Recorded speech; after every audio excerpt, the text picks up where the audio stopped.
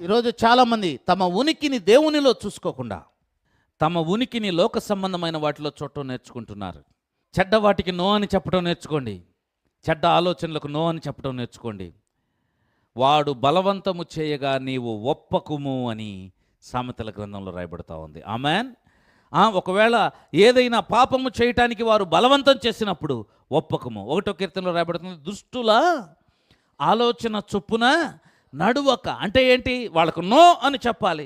ఇది ఆలోచన, ఇలా చేస్తే బాగుంటుంది, ఇందులో రమ్మీ ఆడదాం, ఇందులో ఫలానా జోదం చేద్దాం, ఇందులో ఫలానా బెట్టింగ్ చేద్దాం, ఇలా నడుచుకుందాం, ఇలా తనడు రకరకాలైన ఆలోచనలు ఇస్తూ ఉంటాడు. Be careful. యవనస్తులారా, నేను మిమ్మల్ని ఈరోజు పరిశుద్ధాత్మ దేవుడు మీతో మాట్లాడుతూ ఉన్నాడు. దేవునికి చూడలేనిది ఏది లేదు, ఆయనకు మరుగైనది ఏది లేదు. నువ్వు తల్లిదండ్రులకో, ఫ్రెండ్స్కో, భార్యకో హైడ్ చేయగలుగుతావు, మాత్రం తెలియకుండా దాచిపెట్టగలుగుతావు. కానీ దేవుని ఎదుట నువ్వు దాచలేవు. ఆయన ఎదుట అన్నీ క్లియర్గా ఉన్నాయి. కాబట్టి నేను చెప్తున్నాను, చెడ్డదానికి మొదటి రోజే నో అని చెప్పటం నేర్చుకోవాలి. చెడ్డ విషయానికి మొట్టమొదటి రోజే నో అని చెప్పటం నేర్చుకోవాలి.